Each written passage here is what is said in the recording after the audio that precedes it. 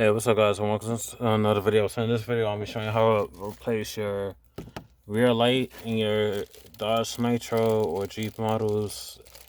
I'll have the part number and all the vehicles that the same procedure applies to. But if you watch the map light video, it's pretty much the same part number. So it's S as in Sam, J as in James, 8-41-5050 SO.K. It'll be in the description. So same thing as the map video. All you're gonna need is like something flat. I'll be using a plastic one. That way I ain't scratching up the trim or the lens to the dome.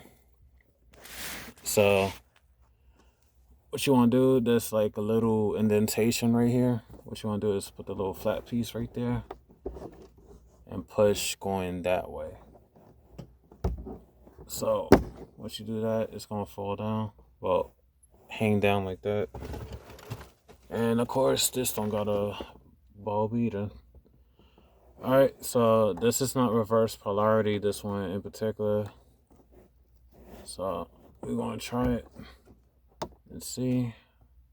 Alright, so it don't go that way.